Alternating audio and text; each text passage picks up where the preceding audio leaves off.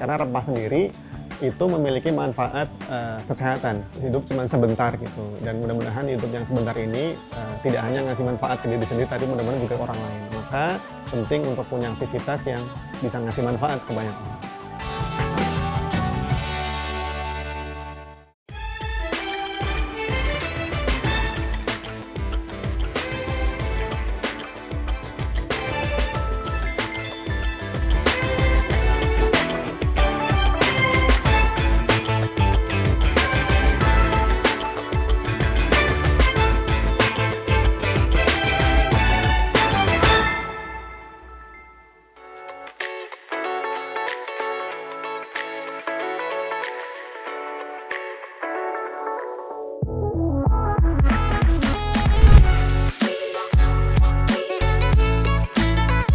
Agradaya sendiri sebetulnya kalau secara harafiah itu terdiri dari dua kata, Mas. Kata agra dan kata daya. Agraria itu kebanyakan dari agraria dan daya dari kata berdaya. Jadi lewat perusahaan ini kami sebetulnya sambil berharap dan berdoa semoga agraria kita bisa berdaya. Nah, fokus kita itu dalam pengembangan sumber daya desa di sektor pertanian dan olahan pangan. Untuk saat ini kami telah melibatkan petani di 3 wilayah di Kabupaten Kulon Progo, di daerah Bukit Menoreh. Kami fokus dalam pengolahan rempah biofarmaka kayak jahe, kunyit, temulawak. Nah, di situ kami bersama dengan petani, kita bermitra. Petani melakukan proses budidaya hingga pengolahan tahap pertama dengan pendekatan menggunakan pertanian alami dan pengolahan menggunakan rumah surya.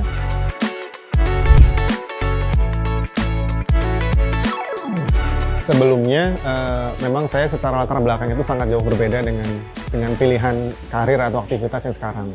Kalau ditarik mundur itu karena kesukaan saya sama istri, kami berdua itu awalnya ketemu di satu program yang mengharuskan kita untuk tinggal di area pedesaan di daerah yang sangat terbatas secara akses terhadap listrik, kemudian secara akses transportasi. Di situ kita tinggal selama 1 tahun di desa yang terpencil tempatnya. Saya di Aceh Utara, kemudian istri di daerah Muara Enim. Nah, sepanjang itu kemudian kami selesai program, dan saat itu kami berusaha untuk mencari aktivitas yang kira-kira yang serupa gitu. Jadi karena kami merasa nyaman tinggal di desa dan berusaha kami punya sedikit ilmu pengetahuan yang mudah-mudahan bisa ngasih manfaat tidak hanya ke diri sendiri tapi juga ke banyak orang di situ. Nah, hingga akhirnya tadi tahun 2014 kami berdua mencari area dan akhirnya memilih untuk pindah ke sini, dan di situ kami berupaya untuk awalnya itu menggali atau mencari potensi lokal di sini sembari melibatkan kelompok masyarakat dan kemudian diolah produknya kemudian dipasarkan. Jadi sejarahnya seperti itu. Jadi lebih ke kesukaan kita terhadap desa dan ingin beraktivitas dengan melibatkan masyarakat desa.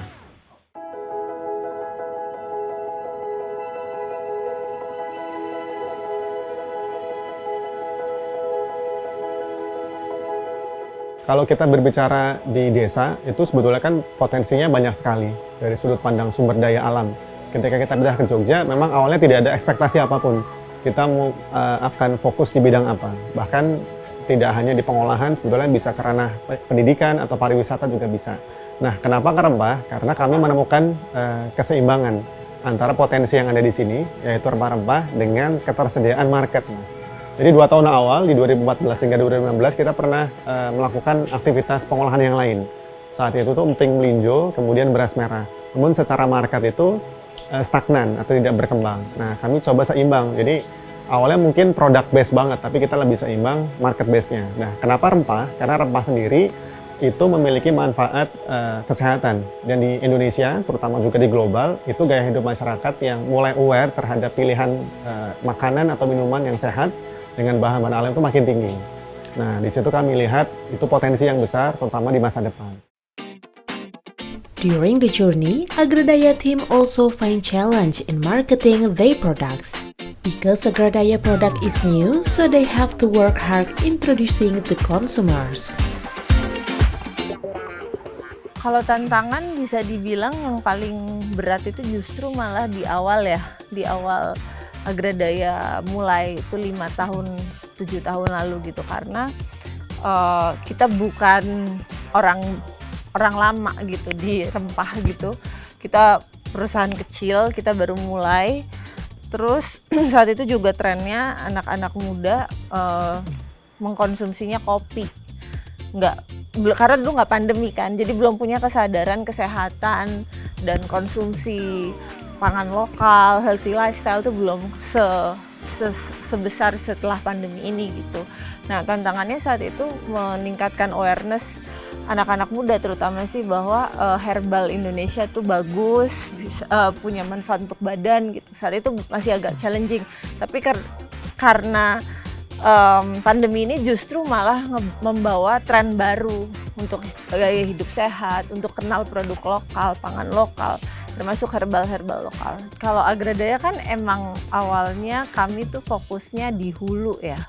Kita ngelihat ada potensi rempah-rempah botanikal gitu yang emang harusnya bisa diberikan added value tambah, bisa dikasih added value supaya petani ataupun masyarakat pedesaan tuh bisa dapat benefit yang lebih tinggi gitu. Jadi selain fokus pada hulu atau budidaya, kita juga memperkenalkan petani pada kelompok tani terutama yang mostly adalah perempuan, memperkenalkan pada processing atau pengolahan gitu. Yang sebenarnya kalau di Indonesia itu pertanian itu cuma dilihat di sisi budidayanya aja, di on farmnya aja, tapi keputus nih di off farmnya nggak kelihatan gitu, belum ada intervensi yang banyak baik dari segi teknologi dan pengolahannya gitu. Nah, jadi kita memang yang membedakan kita bukan sekedar cuma creating produk, tapi juga kita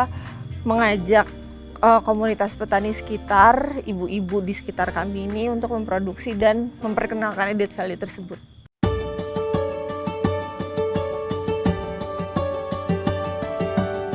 Kalau kami sih sebenarnya kalau di era digital ini kita juga memanfaatkannya ya Mas ya, karena memang nggak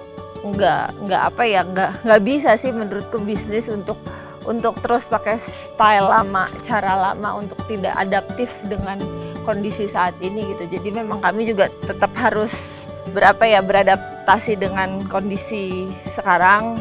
Kita buka penjualan online juga gitu. Nah, kalau ada netizen yang kayak gitu, kita emang komunikatif banget ya biasanya.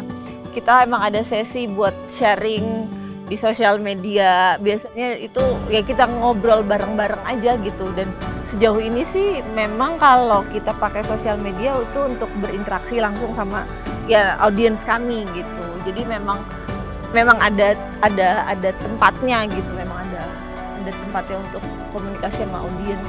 Jadi nggak masalah sih kalau ada yang komplain, juga biasanya kita langsung tektokan di kanal komunikasi kami. Agradaya's concept is social entrepreneurship, offering innovative solutions for social problems, especially development of village potential, local food, and agriculture.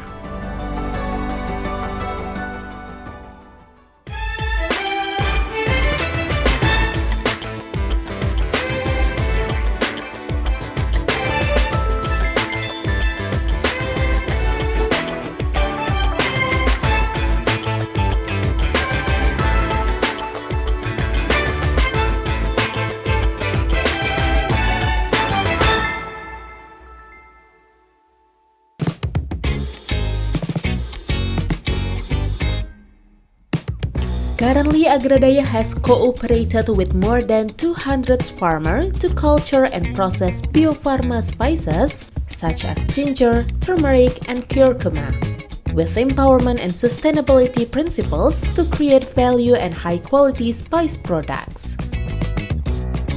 Petaninya memang dari lokasi Agradaya berada kurang lebih 1 jam ke arah barat di daerah Perbukitan Menoreh. Kenapa di sana? Karena di sana adalah petani yang sebelumnya sudah menanam rempah-rempah. Jadi petani di sana sudah dari zaman simbah buyutnya itu menanam rempah, namun memang punya tantangan, belum memiliki pengetahuan pengolahan pasca panen di situ. Nah, jumlahnya itu ada lebih dari 200 petani yang terdiri dari 3 kelompok di Kecamatan Samigalo, Kecamatan Girimulu, dan Kecamatan Kokap.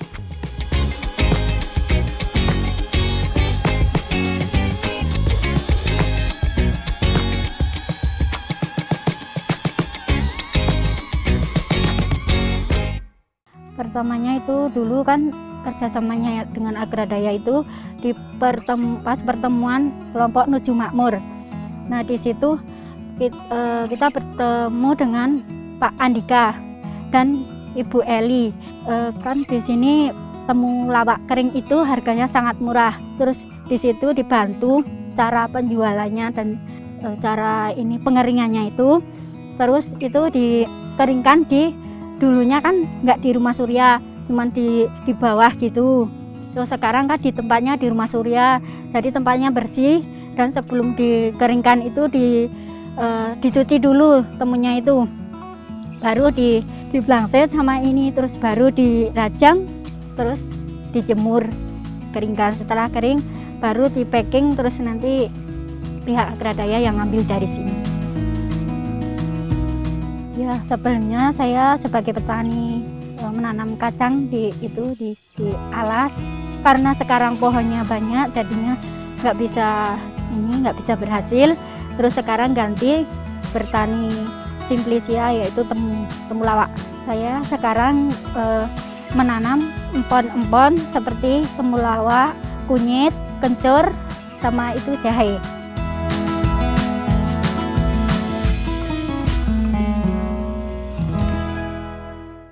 Nah, selama ini yang dilakukan oleh Agradaya itu ada 2 aktivitas.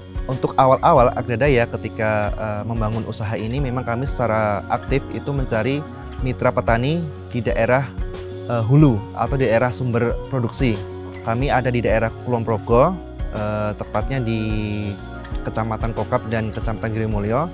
Kami datang ke sana untuk mencari petani mitra yang bisa diikutkan dalam kegiatan kerjasama atau kemitraan. Nah, kami ketemu oleh petani yang menanam secara langsung, kemudian kami berdiskusi dengan mereka, kita ajak untuk bekerja sama. Mau nggak untuk kegiatan yang bisa meningkatkan nilai tambah. Nah, yang kedua, untuk yang waktu-waktu terakhir ini, ada juga prosesnya dari pihak luar, mereka mengajukan untuk kemitraan dengan Agradaya. Jadi Agradaya di sini posisinya pasif. Nah, bisa bentuknya yayasan, atau dari pemerintah, atau dari bentuk NGO yang lainnya. Nah, misalkan yang saat ini yang belum lama ini ada yayasan yang mengajukan kerjasama untuk kegiatan pendampingan binaan mereka untuk proses kegiatan pasca panen di sana. Nah, kami bekerjasama atau kemitraan dengan yayasan yang mereka punya binaan yang ada di daerah Menoreh juga. By becoming a partner of Agradaya, farmers get lots of benefits. High purchase of raw materials up to post-harvest education. Nah, dari sisi mitra yang menjadi keuntungan yang pertama memang kami membeli harga bahan baku yang ada di tingkat petani itu lebih tinggi dari harga standar di pasar. Dan situ kami dalam proses penentuan harga itu secara terbuka. Jadi dari petani dan Agradaya melakukan proses negosiasi berapa sih harga yang bisa ditentukan bersama. Nah, tapi di sini yang menentukan harga itu petaninya sendiri. Jadi kami diajak untuk musyawarah bareng-bareng untuk menentukan harga yang pantas. Karena selama ini kalau kita lihat banyak petani kita ketika masuk ke pasar itu mereka tidak bisa menentukan harga sendiri.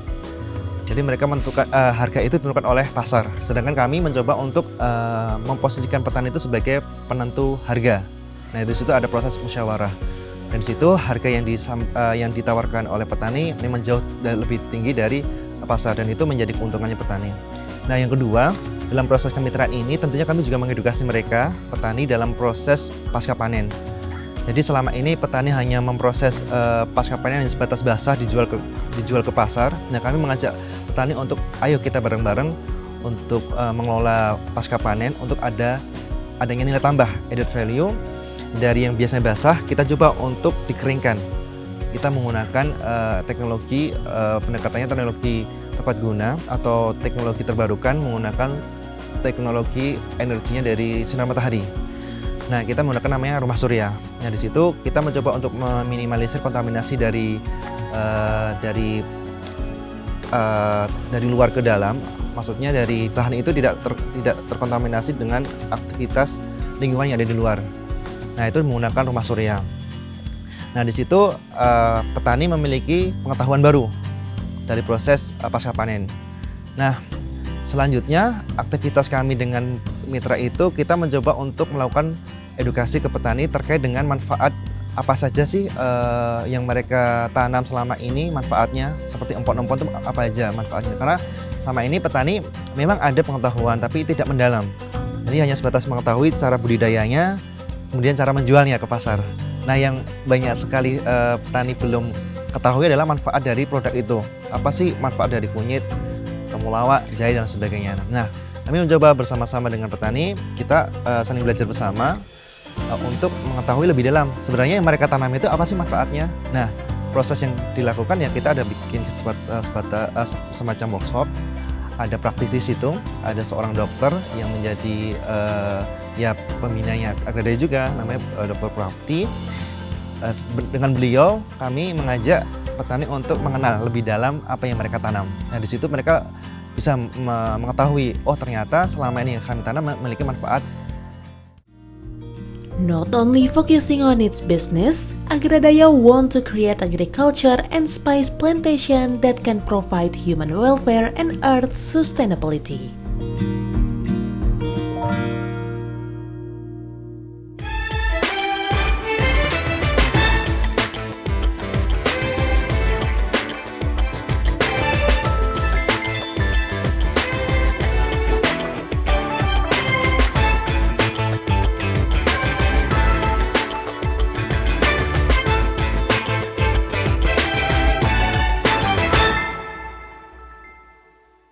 During running the business, Andika see the minimum interest of young people in agriculture. At the end, Andika feel responsible to educate the young generation so business interest in agriculture is higher. Kami pernah untuk melakukan pendekatan ke anak muda. Ada yang pernah sifatnya kita frontal gitu, ayo ngajak langsung, atau bahkan yang sifatnya lebih ke soft approach gitu, atau pendekatan yang lebih lembut gitu. Karena memang kalau saya amati ya, urbanisasi yang sekarang itu terjadi dalam 2 tahapan. Yang tahap pertama itu urbanisasi secara mental. Jadi anak-anak muda memang fisiknya tinggal di desa, tapi mereka pikirannya udah jauh ke kota. Karena sekarang lebih mudah. Dulu ada TV, sekarang ada HP.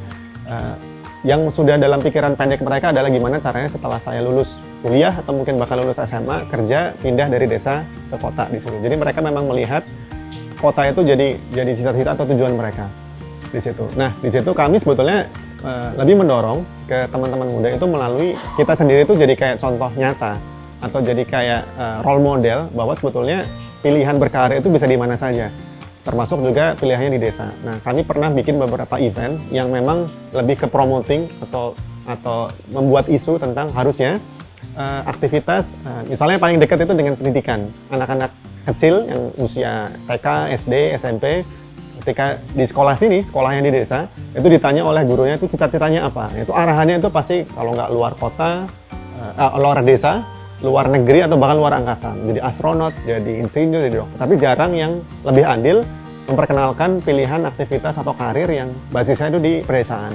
Nah, di sini kami pertama melalui sudut pandang pertanian, sebetulnya kami juga bisa nih beraktivitas yang punya pilihan karir yang menjanjikan. Kemudian kami juga sering ajak beberapa teman-teman yang misalnya ada Pak Singgih yang dia adalah kayak pengrajin kayu yang tinggal di Temanggung di desa tapi bisa berkarya di sana. Jadi memang lebih ke ngasih contoh nyata ke anak-anak muda yang ada di sini. Jadi ketika kami bertemu dengan beberapa petani, kami melihat ada satu tantangan besar, yaitu petani di Indonesia. Kalau merujuk dari pernyataan atau hasil risetnya BPS Pertanian, petani di Indonesia itu rata-rata usianya 53 tahun ke atas. Kemudian rata-rata pendapatan mereka itu 500.000 per bulan. Kemudian ada isu juga tentang alih fungsi lahan pertanian, juga ada isu lagi tentang regenerasi petani. Jadi makin banyak anak-anak muda yang di desa yang memilih untuk pindah ke kota. Nah, kami lihat sebetulnya apa sih yang paling banyak berkontribusi terhadap petani yang kondisinya miskin. Nah, di situ kita lihat bahwa petani memang terbatas pengetahuan pengolahan pasca panen. Kita sering lihat petani umumnya hanya menjual mentah utuh dengan harga yang murah, terutama ketika panen raya. Kita sering banget menjumpai dalam beberapa bulan terakhir bahkan cabai murah banget sampai cuma 3.000, 5.000. Nah, di rempah kami mendorong petani untuk harus mengolah, yaitu menggunakan teknologi sebenarnya sederhana, namanya rumah surya. Fungsinya itu kayak oven, tapi kalau oven biasa itu menggunakan energi dari listrik atau gas. Nah, rumah surya ini pakai energi dari radiasi sinar matahari atau tungku biomasa. Jadi untuk mengolah menghasilkan rempah kering. Kemudian yang kedua, kami juga mendorong petani untuk tetap menggunakan bahan-bahan alam, yaitu pupuk alami yang ada di sekitar mereka untuk proses penanaman. Nah, sebelumnya petani itu sudah melakukan itu. Nah, kita mendorong petani untuk percaya diri menggunakan konsep yang sama, yaitu pakai pupuk kandang, kemudian pakai bahan-bahan alam untuk pupuk makro, mikro, atau pestisida dan fungisida. Andika also feels the obstacles in starting Agradaya. He even never thought to give up, but with strong confidence and spirit can finally survive until now.